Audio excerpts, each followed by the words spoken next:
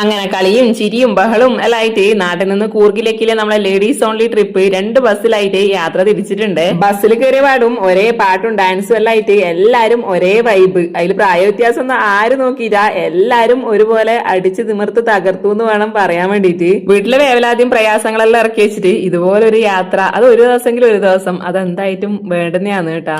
കാവേരിന്റെ ഉത്ഭവസ്ഥാനായ തലക്കാവേരിയിലേക്കാണ് നമ്മ ആദ്യം തന്നെ പോയത്. തലക്കാവേരിയിൽ ഞാൻ ആദ്യമായിട്ടാണ് വരുന്നത്. ഈ ഒരു ഭാഗത്തേക്ക് എല്ലാരും പൈസ എറിയുന്നുണ്ടായിനി. ലോകൂടനും ഞാനും ഒന്ന് ട്രൈ ചെയ്ത് നോക്കി, കറക്റ്റ് അതിൽ തന്നെ വന്ന് വീണിട്ടുണ്ടായിനി.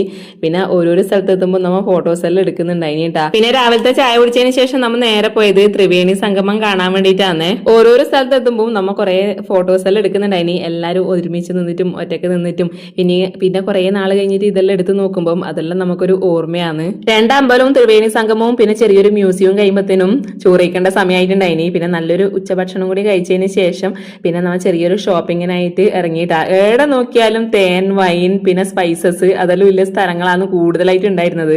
മടിക്കേരിയിലെ ഭംഗിയും തണുപ്പെല്ലാം ആസ്വദിച്ചിട്ട് പിന്നെ നമ്മൾ നേരെ പോയത് കുശാൽ നഗറിലെ ഗോൾഡൻ ടെമ്പിൾ കാണാൻ വേണ്ടിയിട്ടാണ്.